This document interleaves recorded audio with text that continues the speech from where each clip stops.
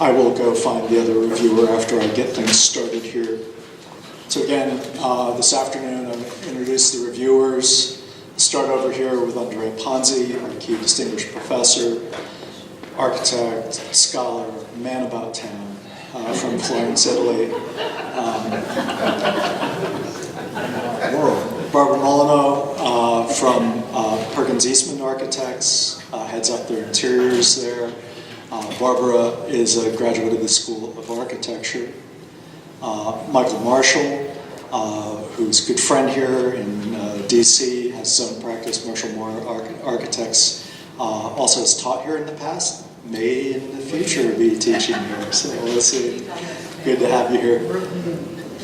Dear friend Bruce Abbey, Professor Emeritus, ex-dean of Syracuse University. Good to have you as well. Antonio Rebello, Director of Design for Grimm & Parker Architects in Calverton, graduate of the School of Architecture, Planning and Preservation. Oh, it was only architecture. I have to cross that out. Okay. Sitting next to him, David Kubik, who had the upgrade to the School of Architecture, Planning and Preservation. David's a senior associate partner with BK. Oh, you're gonna leave off the SK now. We're not gonna the SK. So BKSK Architects in New York, and hopefully joining us in a moment, Hazel Edwards, the department chair and professor from Howard University. And so this afternoon we have 3 projects to look at. Again, the folks that we're looking at are veterans of our 3.5-year program. Each of the people we're looking at had lives before they came to architecture school. They varied from mathematics to graphic design to structural engineering to poet laureate. I think that's Peter. You're probably describing him as that. And so, they've come to architecture school, and in 7 semesters, they've been transformed to think like us. There we go. So, anyhow, kicking it off for this afternoon, we have a project that is going to take us into the landscape.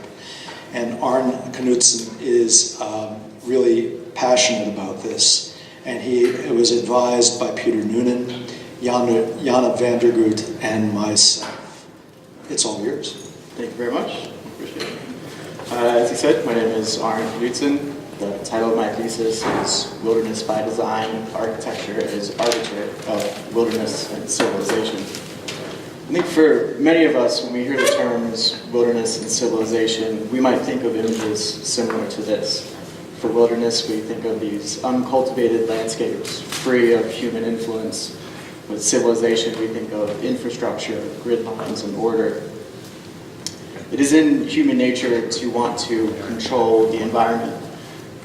Over time, and as humans have evolved and spread into the landscape, we've sort of forced some of these synthetic patterns into the environments around us. And although we may think of this as home, subconsciously I think we know that we do not belong. We want to be connected to our environment. We know that our presence is destructive. We want to belong, not to ruin. We build because it's necessary to our existence. We must exist, therefore we should develop a set of principles that minimize our impact on the environment around us. We come from nature and we instinctually desire it. That's why we go on vacation and we seek escapes from civilization for weeks or months at a time. Throughout history, architects, urban planners, philosophers have grappled with this idea of these 2 very opposing environments. The kind of classical approach of a more objective, holistic approach to building in the landscape, and then the more romantic, like we see here with Sourhead, much more experiential and meandering through the environment. So what is the nature of that relationship today? I think if you look throughout history, the border, the barrier between wilderness and civilization was much clearer. You had these pockets of cities or pockets of civilization that were surrounded by wilderness. And today it's much of the inverse. We have wilderness pockets, and we are surrounded by cities and civilization. So because of that, I think that we need to re-examine how we define the word wilderness. As I said, for a lot of us, we might imagine the wilderness as the protected, untrammeled landscape that we're used to, or in some cases, wilderness parks, these escapes within the city that we go to days at a time, or the urban wilderness, these man-made hardscapes and subsequent abandonment. And then there's also this idea of the middle landscape, this gray area on the cusp of wilderness and civilization, where we might have moments where we feel very isolated and as though we are free from human influence, but in fact, it's just a few minutes within reach.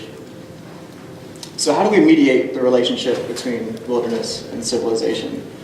For many of us, these two very opposing environments, architecture is really that physical merger between humans and landscape.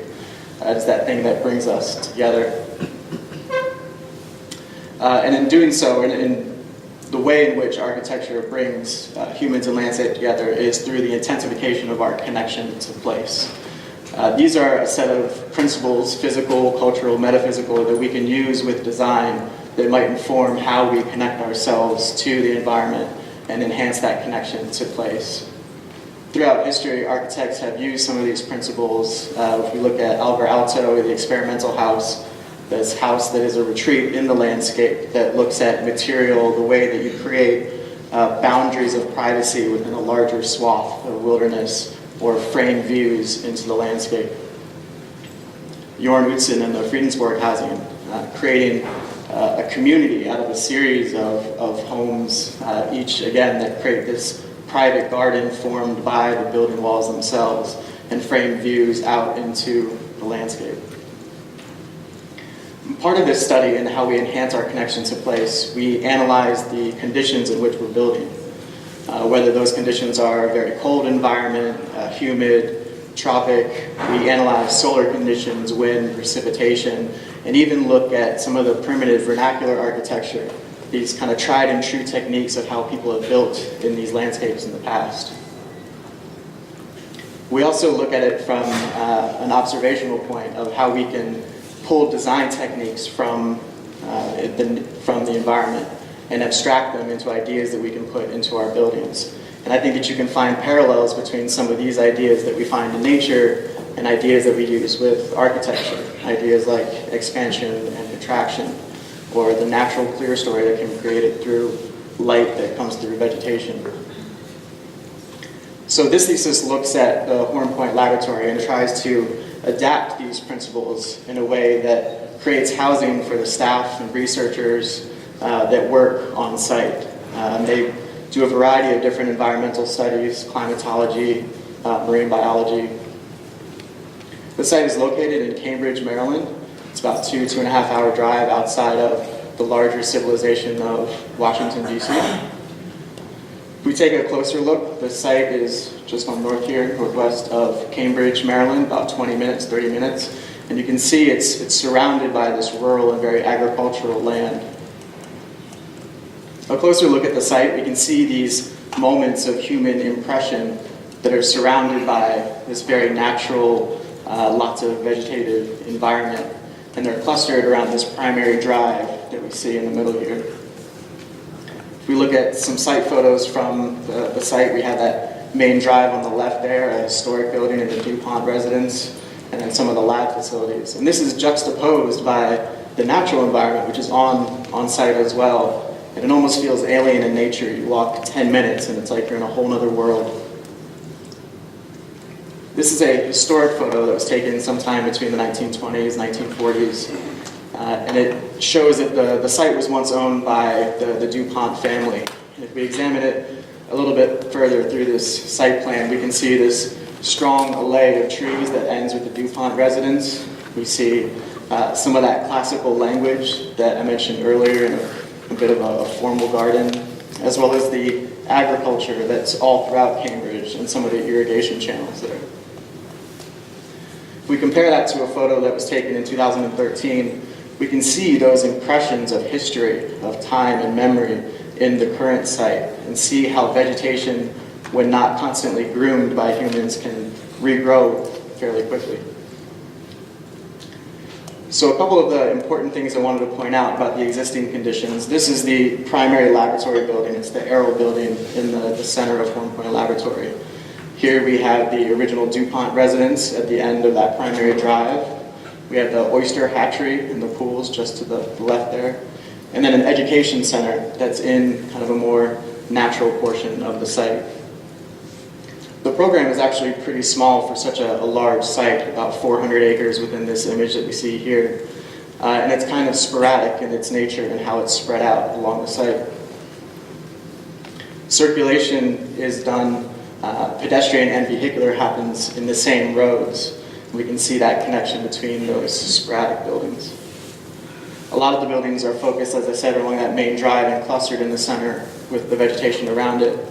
And I highlighted the education center because I think that this is interesting, that one of the primary buildings that draws in the community, that brings in some of the K through 12 students in the area, is actually slightly isolated from that central core.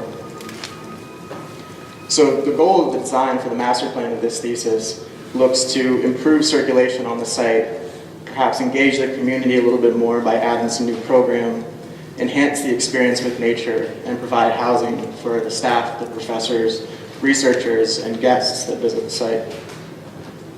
If we look at some of the human and natural characteristics on site, like topography, you notice that it's fairly flat, just 12 feet above water at the highest point. Again, we have that primary axis. And if we look at the hydrology, there's an interesting comparison that we can make between the natural hydrology that forms these three peninsulas and then the influence of these man-made or human-made ponds surrounding it. And through that, we can start to notice these patterns of impression on the landscape, and not just with the hydrology, but with the buildings themselves. And it's this framework that I think is really interesting when we start to expand that grid and think about how it can lay the groundwork for a master plan. And this is not a grid of domination like we would imagine roads and streets, but an implied framework of views and axes and datum lines. If we overlay the buildings, we can see the introduction of the new buildings for the master plan along that grid. And again, we can see how some of the more natural components are also shaped by those grid lines. So the proposed master plan attempts to organize a bit of the program. It brings more of the administration buildings to the end of that DuPont residence at the end of the Atalaya trees. It moves the education center from here into a more central area to try and create a hub for the community, a place where people know they're supposed to go, that might introduce new program, become venues for weddings and that kind of thing. And then we also introduce the housing component, and that's a string of dwelling for students, professors, researchers. And the dwelling is comprised of these studio cabins, which are clustered together to form a communal space, and are headed by a professor's cabin and a study house. So we have these individual communal areas for the individual clusters, and then a larger communal area near the professor's residence. All of this in the master plan was dictated a lot by views and creating these communal green spaces.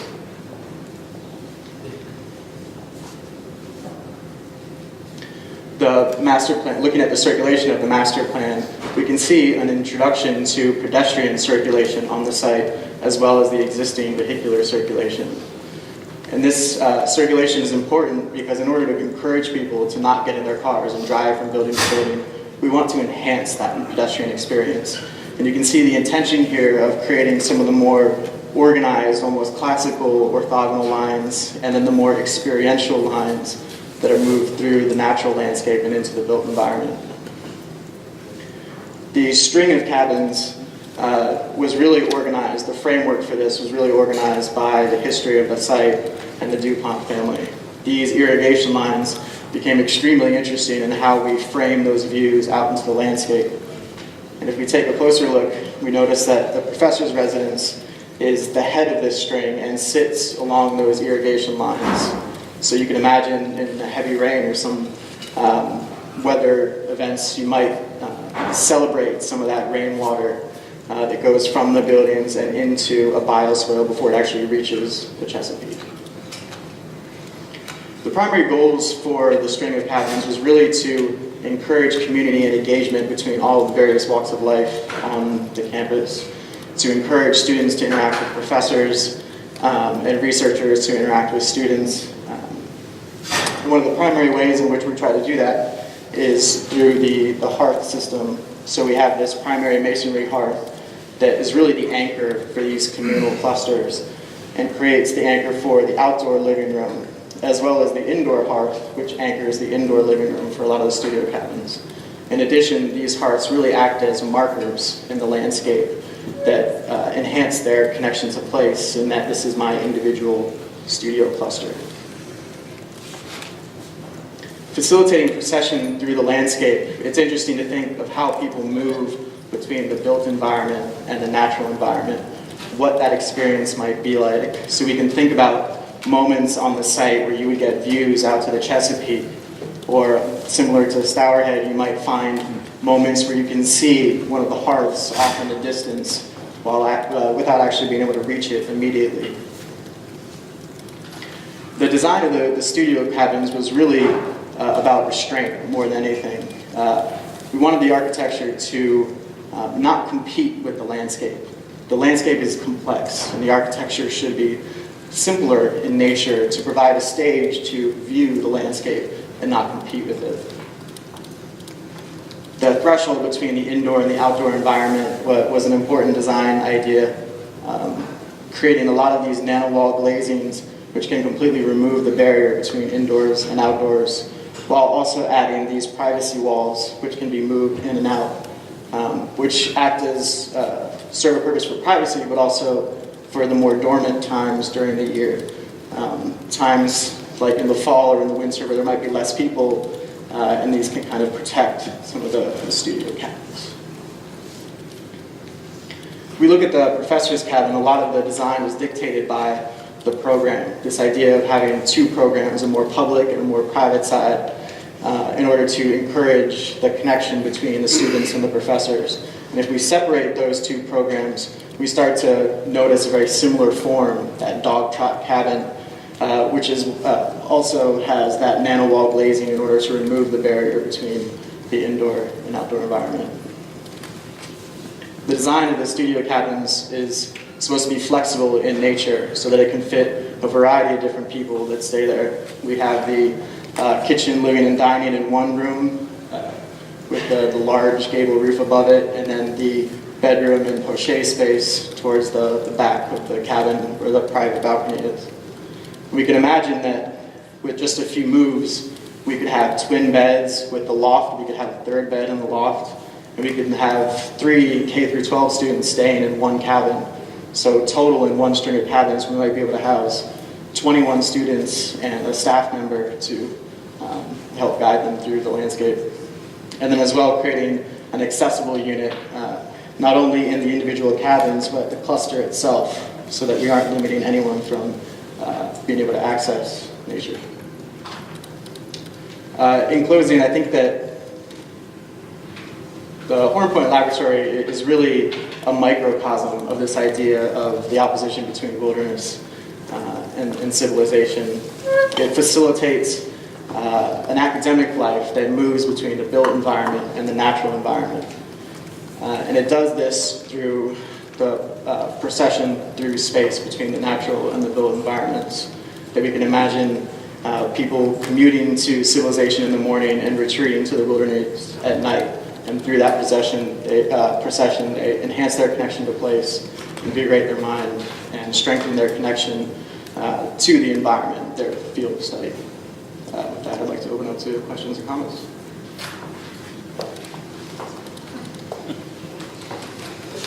You what? It's a great responsibility. No. Just, I have a question. This cluster kind of topology, is this the only one that you investigated? No, absolutely not. So, sorry. No, what I'm saying is, it seems like you're just taking one element and repeat it 35 times. And it seems to me that it could have been a little bit more differentiated according to the location, the topography, the quality of the landscape,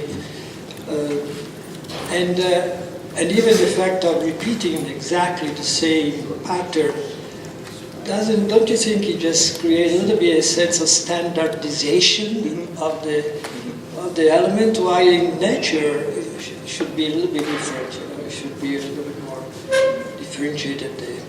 Right. No, I can absolutely understand that. And there were multiple, I think the benefit of the flexible design of the studio cabins is there's multiple ways that the interior can change for each of these clusters.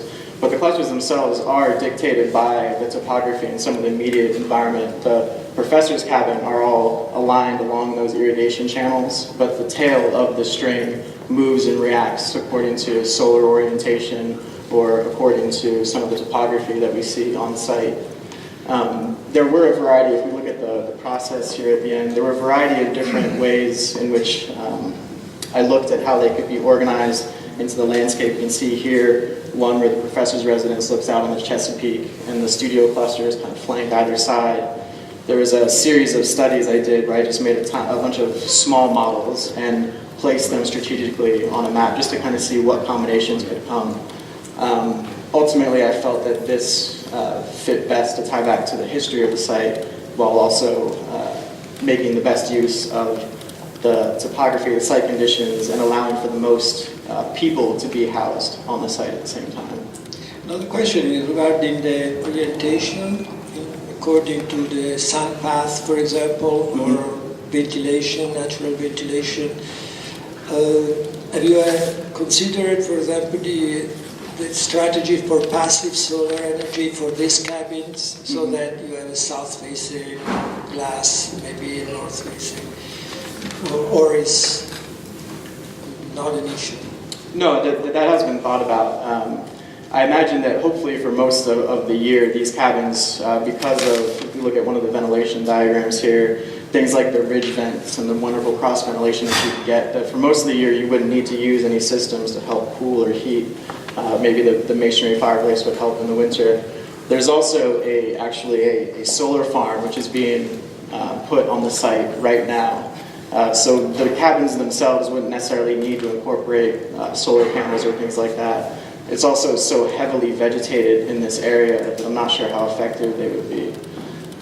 Those canopies also kind of act as this passive help with sun filtration in the summer to keep some of the heat out. And then in the winter, it's a mixed deciduous forest, so you do start to get some of that light in. So I think almost naturally it becomes a kind of passive house without too much effort because of the landscape around it.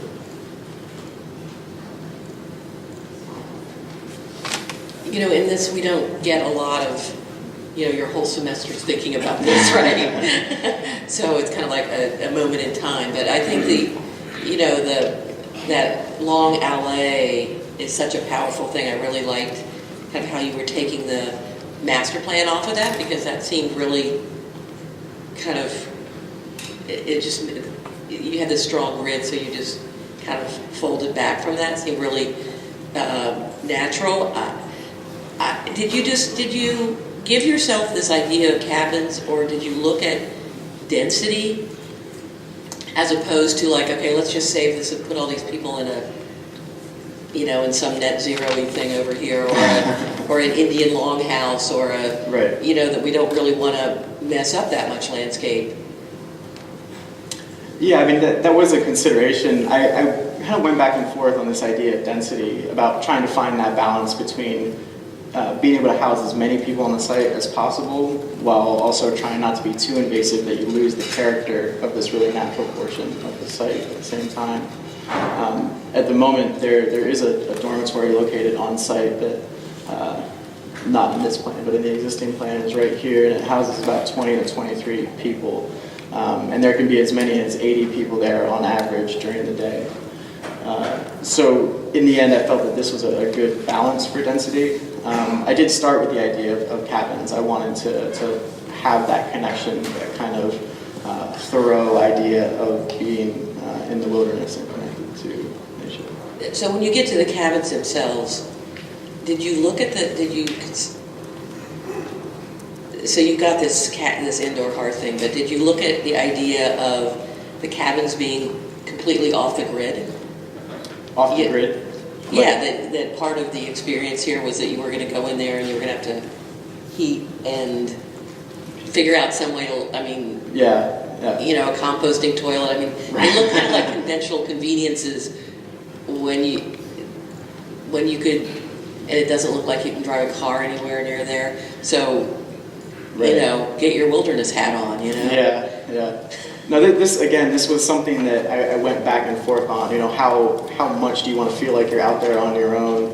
And at the end of the day, I kept coming back to the more functional side of these things, that you could really see yourselves, working in the landscape and retreating to it without it being a real burden on people in a day-to-day life. So I think it could have gone either way, and I think that maybe that's something I could have explored a little bit further, is maybe entirely, or having a portion of them that remove entirely from the grid, like you said. I think that's an interesting suggestion. How did you determine the number of people that would be here? So again, I think that went back to the balance of knowing how many people can be there on average. Especially during the summer, you can imagine that during the summer months, there's an influx of graduate assistants, students, people helping the researchers, and then in the winter, a lot of these people might disperse.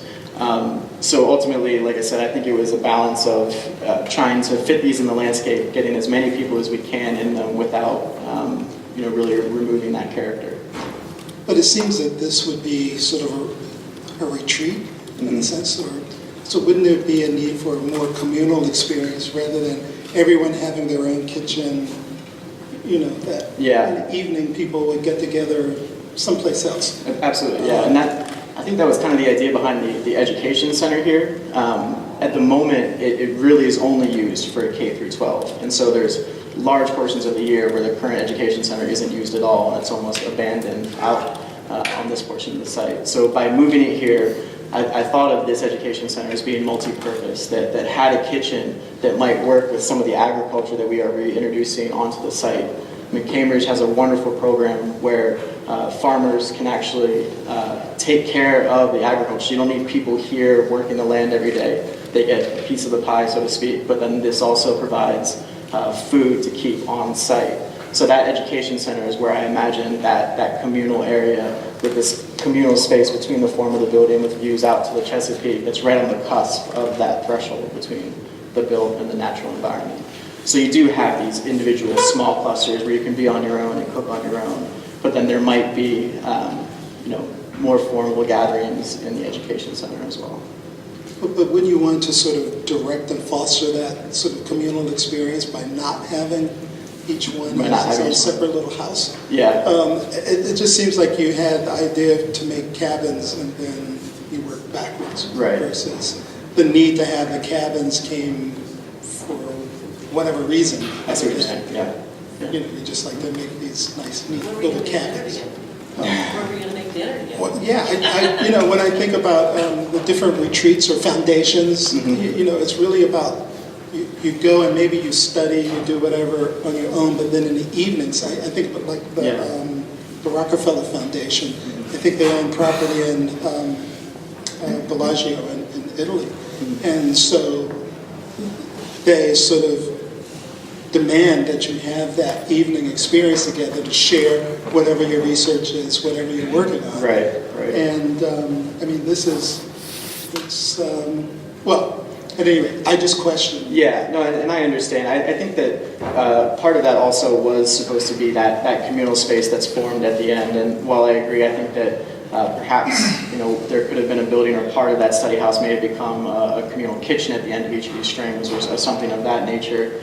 But this, I thought of this idea at the end, where not at the end of the thesis, but at the end of the string of cabins, where you might, as you're walking down this path, see a fire off in the distance, that kind of light at the end of the tunnel of people gathering at that communal space near the professor's residence to try and encourage that engagement between the professors, and then the string of cabins, which I imagine more often than not would be housing students.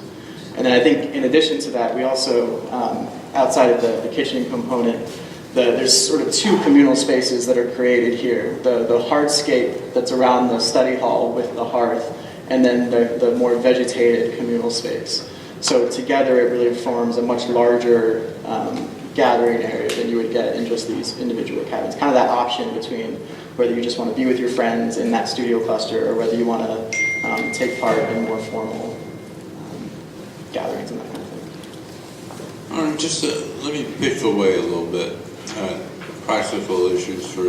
I'm interested in schemes like this.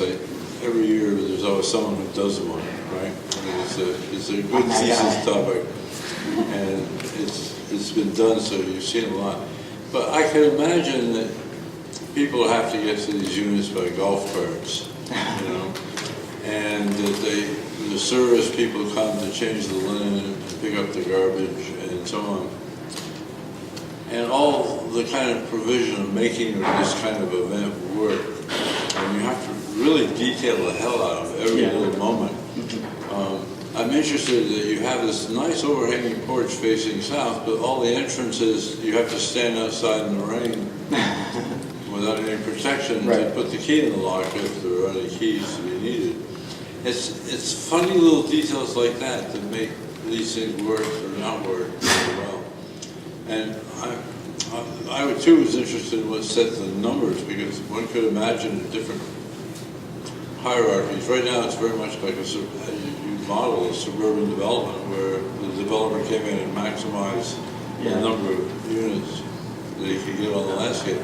But there's not a whole lot of discussion about what that landscape does in between the rows of the streets. And I'm wondering whether or not there is another hierarchy of clustering between the unit, the small, I really appreciate the hearth as an idea, and the fact that everybody gathers around it and enters from it. I think that's great. But it could be more articulate along the path. That's at least the way you draw it. It's downplayed. Yeah. But what goes on behind the units and facing south is privacy with the woods. But there might be a path that goes through the woods in between them. It's a classic dilemma about what's front and what's back. And they all face the same direction, which is a good thing, I think, if you want the same orientation. But I'm struck with the dilemma that you pose yourself. Is it Radburn? The traditional models of housing, whether you actually make courtyard housing. Because you showed the Alto studio, and I've been there. And one of the beautiful things about that studio is that outdoor space that's encapsulated in the square. Yeah. But did you go down to the sauna? We did walk by the sauna. I was actually there in Scandinavia. There's a detail in that sauna that's been one of my favorite stories for a long time. Is if you notice that he piled all the logs for the sauna in the same direction, so the thick end was always at one end, and the thin end of the trees was at the other. So by the time they stacked up, there was a natural slope to the roof. Interesting. And it's one of the great Lincoln log kind of buildings, but everything was thought through to maximize the kind of design idea about this, how to use a tree and get double duty out of it. And it's witty as hell. And this log cabin versus the brick courtyard house. And I'm wondering, maybe in your scheme you need that kind of contrast between rural and individual model in the courtyard. And because in the courtyard he has that big fireplace, which is the kind of get drunk and dance around the floor. It sounds like I'm a couple steps still away from Alto's stature. And anyway, I guess I really appreciate the fact that you have, when I look at the overall master plan and you've got the old DuPont estate versus, the institution versus the residential. But I wonder if there's another grading or hierarchy of scale between the individual units and the overall landscape. That just would make it richer. Nothing you've done is wrong, but you've made a lot of good decisions and it can work. But I like the idea there's a little more poetry in the project, because I think Alto really got it right.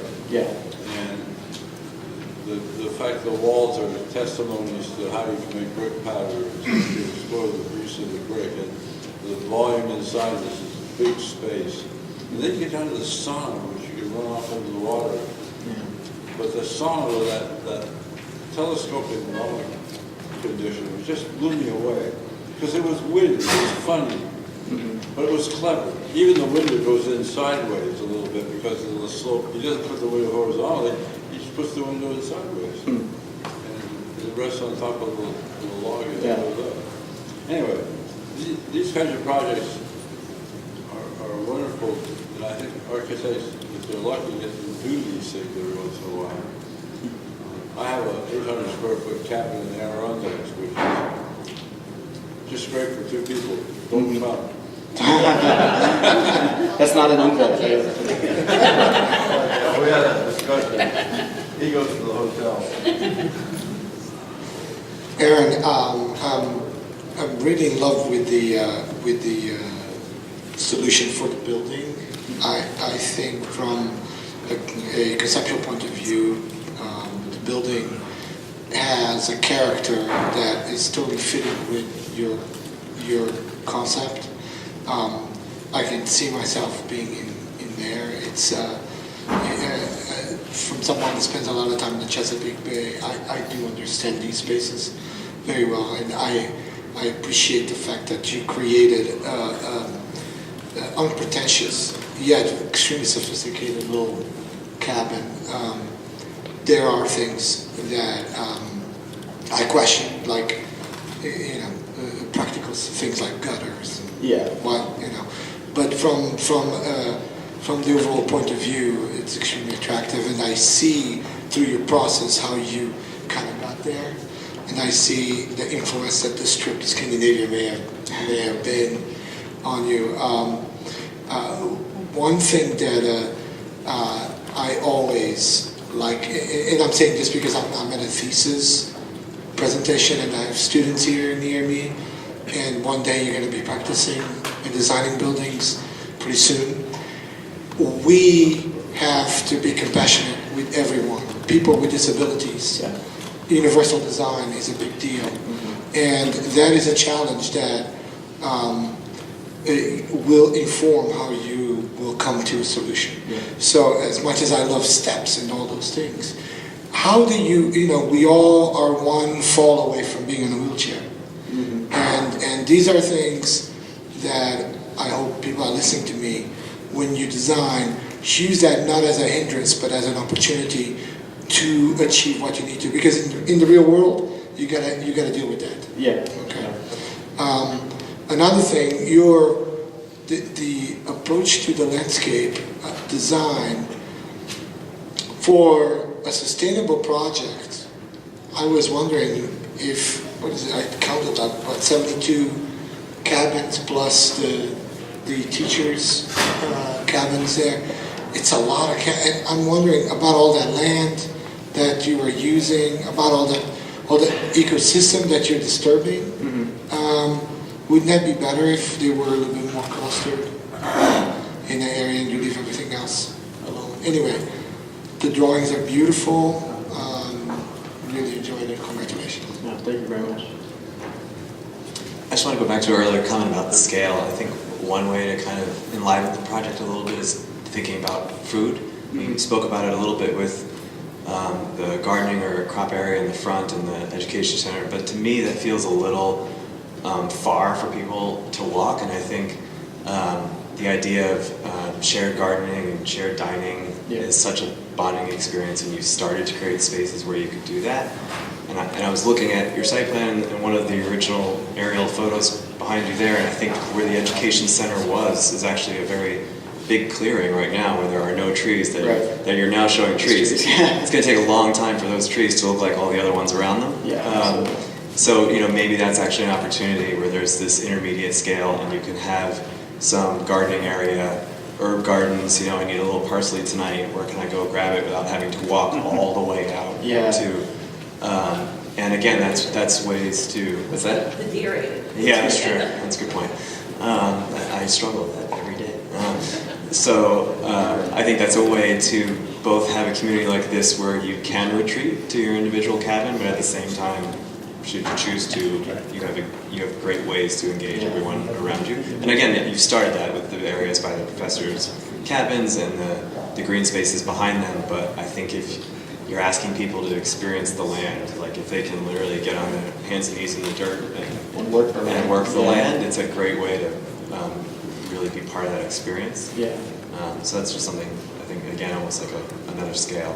And then I would just say I really appreciate the thoughts about material. I think your images, maybe more so than some of the ones we've seen, really grapple with material and just subtle things of, wood siding or, pulling the siding apart with the reveals on the doors. All those subtle moves, I think they matter and they contribute to the overall compositional quality. And I think it's great to see that executed in all the drawings. Thank you. One last comment. It occurred to me as we were talking about the idea of the units and the vernacular. One of the great practices in this country started when Charlie Moore built Sea Ranch with his partners, and they literally went on and hammered the nails themselves.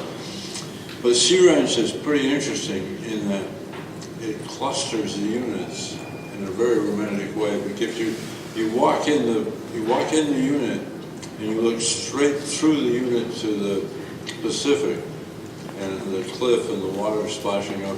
And in the corner there's a fireplace and the wood is there, and then right in front of the window is a bottle of wine and 2 glasses. And it's an amazing selling job of how to live in the in the wilderness. I left that render out. I'm sorry. I'm just thinking how do you make this people want to come here and spend the night? Because I would hate to have to see, in white letters, Helvetica Swiss, Unit A, Hut B, Hut C on row 32. Mm-hmm. You get a problem. How do you find your way? Yeah. And so on. So there are issues of, this is an urban design project. I mean, it's about urbanity at this scale, even though you're in the woods. Mm-hmm. And how you do all that and preserve the landscape in a way that, I think the notion of a hierarchy of building clusters at least would give a greater, you need a little bit more graining or variety, I think, of scale. But the professors seem to live well. They get to look at the water. Yeah. They get the nice professor study. But I would hate, their BMWs will be all parked down there. No, golf carts. It's the only way you're going to negotiate these roads. Plus, you got to get a fire truck in there. I hate to be sounding like I'm a nut, but no, these are very good. But these things happen. Yeah. It's just like the fire code and ramp, handicap access. Chimneys for fireplaces, if you have them in the units of heating. How do you are the toilets connected to a common septic system? You have to run that much piping and get water. It's really hard to do. Yeah. So what I really appreciate is your yellow sketchboard with all of you have a real facility for getting the atmosphere correct. You draw really well. I'm sorry, I'm rattling on here, but 1 second more. I've seen enough of these projects over the years, and students using the same damn trees out of the Autodesk supply system. I want somebody to choose a different kind of tree. Go look at Richard Myers trees or something.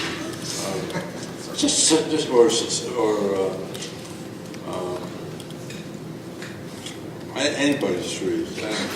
Anybody but the one I checked. Well, anyone but those. Richard Myers trees are shingles. Well, I know. That's why I was thinking of Shingle as my next stop. But Frank Lloyd Wright did nice trees too. Other architects. I mean, learning how to draw trees is actually a good art form. And you do okay for your hand, but I guess what I'm saying is that the computer drawings kill the atmosphere of the project. Yeah. And somehow they take the nature out of the situation. Anyway, random thought, sorry.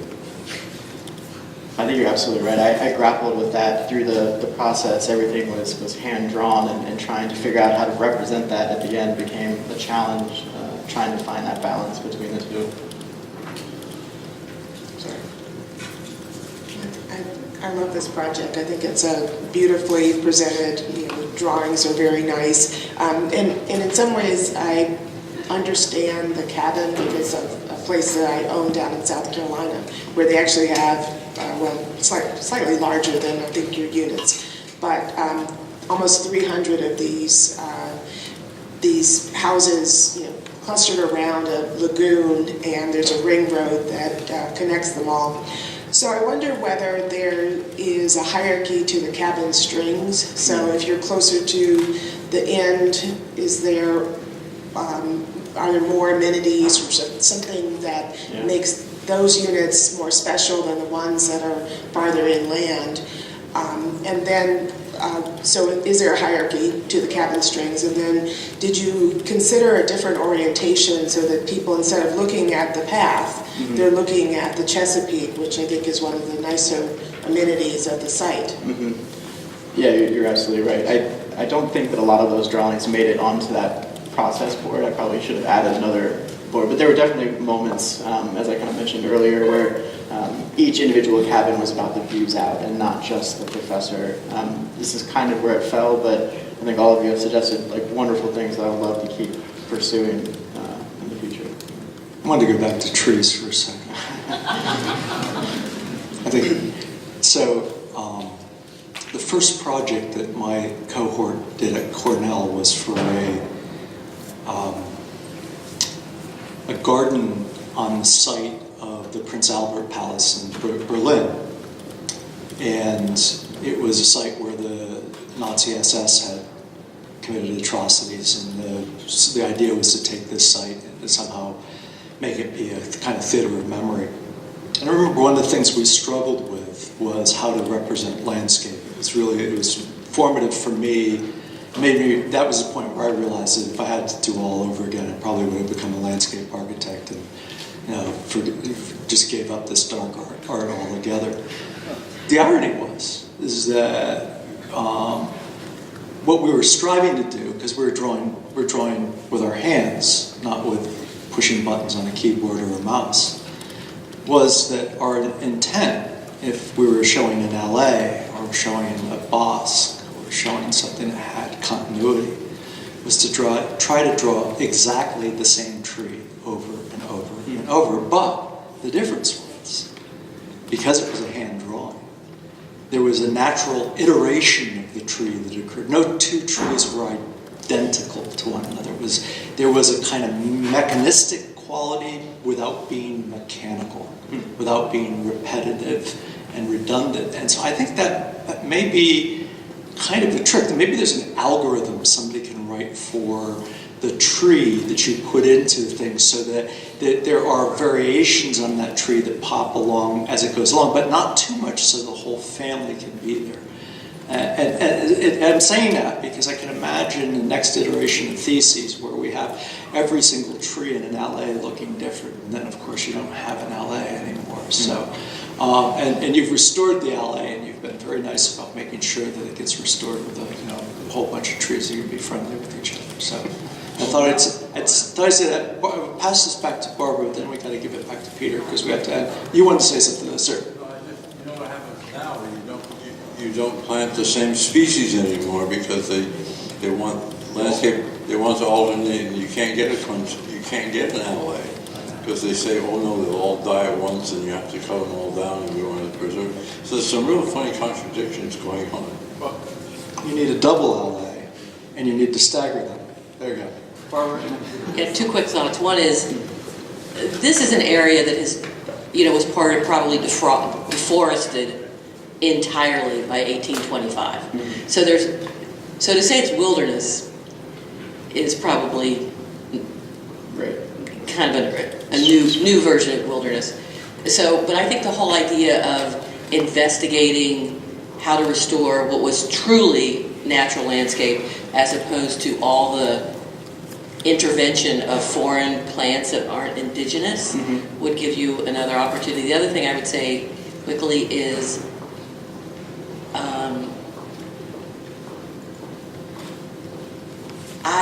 I think you're missing a water plan here. You're missing a plan of like what happens at the water. It's kind of like you get to the water and then lap, lap, lap, you know. But but where is the activity around the water? Because people are going to want to go to the water. They're going to want to kayak and do that stuff. Yeah. You know. So how does the water plan inform what happens on the land?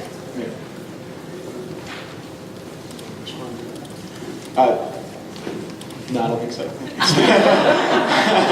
Sorry, I didn't have a quick comment come to mind there.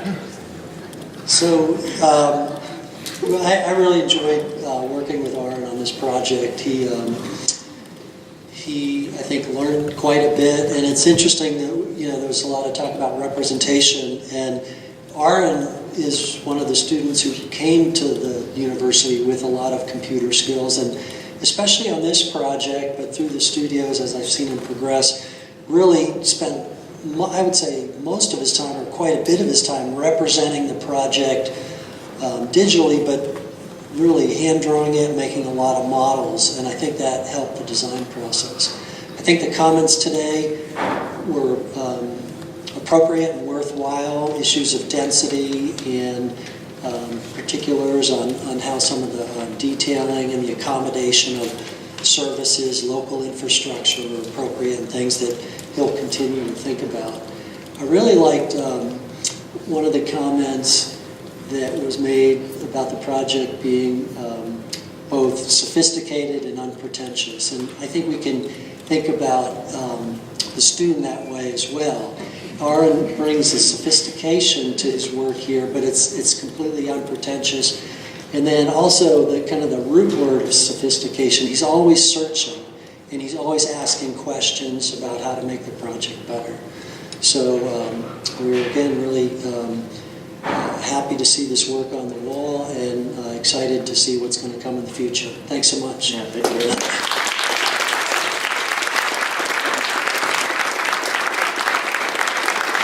With that, we're going to pick up from here and move down to